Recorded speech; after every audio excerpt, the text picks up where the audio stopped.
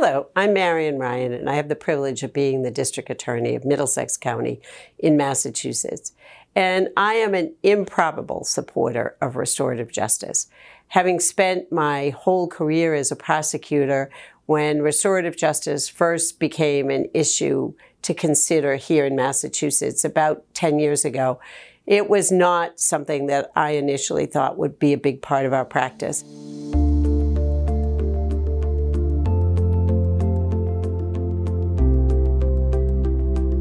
Restorative justice as a concept is as old as community itself. In its simplest terms, restorative justice is the concept of bringing people together after things have gone wrong. It's the opportunity to bring that responsible party and the impacted party and members of the community together to have a conversation about not only what occurred, but how did it impact other people and what needs to be done to make it right again. I gotta count myself as a little bit of a skeptic, but then I had an opportunity to sit in on a circle, watch it, how it worked and stuff like that, and it was really somewhat transformative. People will wanna know, why was it me? Why was my house that get broken into? Why was it my car? Why did they steal from my store? Why did somebody do this?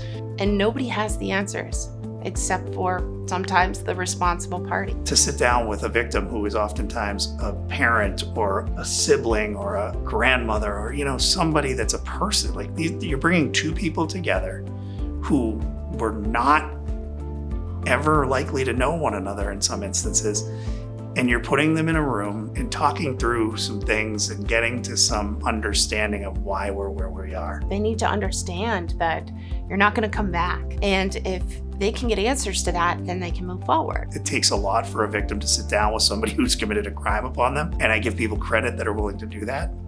But I think it helps everybody. Unfortunately, it's not possible in the courtroom because the courtroom is not set up for dialogue between parties. The courtroom is a process where lawyers are speaking to the judge and they're proving a case based on evidence and doesn't allow for this conversation that restorative justice is set up for.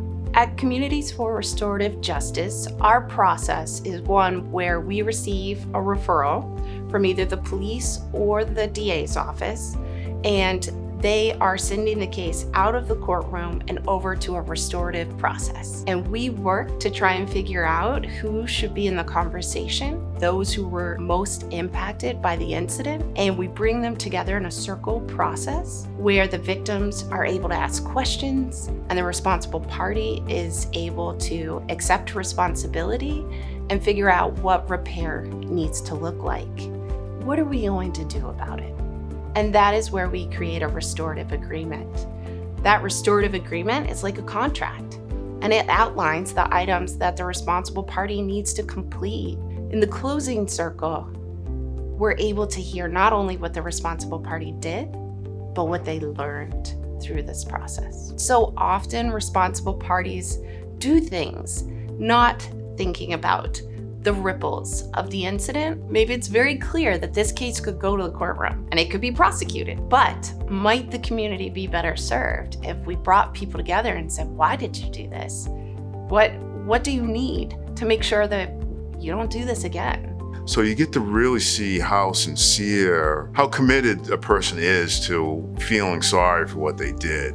Sometimes a person will be so closed off with just the feelings of shame and guilt. They will not make eye contact with the other parties. But come the end of the process, we've often seen people present very differently. They will walk in, they will hold their head high, their shoulders will be back, and they will be proud of all of the work that they did to make repair. So I've been involved with numerous restorative justice circles over the years as a rabbi and a representative of the Jewish community. And it was my privilege to be able to be part of these circles, look into their eyes and have them look into my eyes, and to have to be able to tell me directly what their action symbolized. And I saw in many cases such a transformative feeling on their part. I had one young man who was accused of creating some graffiti on the walls of a school in the area, and it had some anti-Semitic symbolism. So we had him perform numerous tasks as a way to make up for what he had done. And so one of the things was we had him come to an interfaith Holocaust memorial service. Since the aspects of what he drew were related to the Holocaust, it was important for him to see what the Holocaust symbolized for Jewish people. We really were able to see him change in his attitude towards Jews and learn so much. And after a while, he was happily planting bushes around the temple as one of his tasks.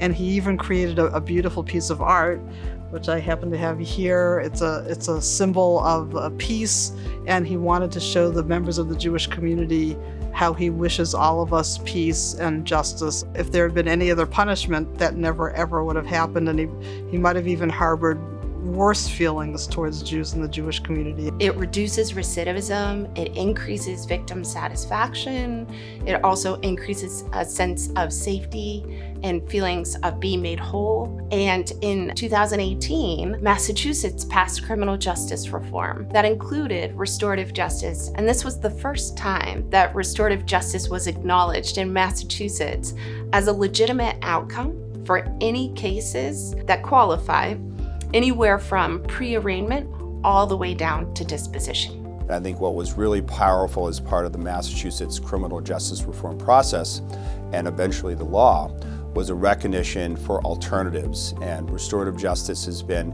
a really powerful example of that, really led by law enforcement as well as district attorneys to address the fact that this is a process that not only improves public safety, addresses the harm that's caused to victims and makes the victims better appreciate the process, but also actually makes the responsible party better appreciate the harm he or she caused, and therefore in the future much less likely to recidivate. There are people who are skeptical about restorative justice, but as you start to speak with them, you can understand many of the questions or the doubts are based on a misunderstanding.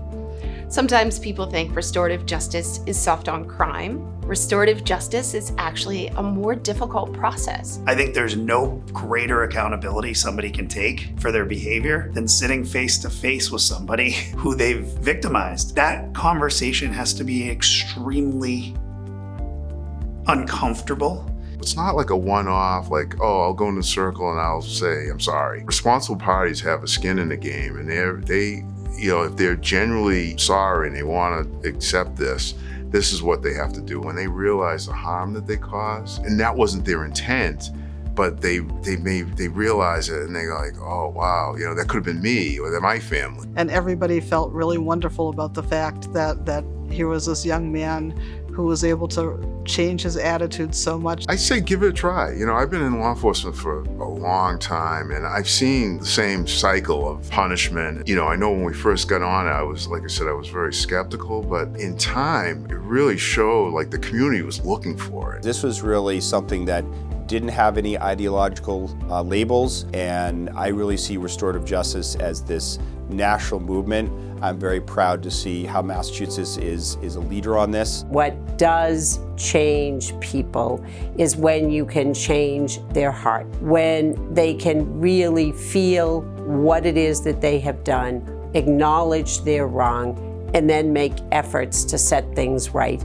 That is when you see real change. And that, I'm proud to say, is what we have seen here in Middlesex since we've begun employing restorative justice.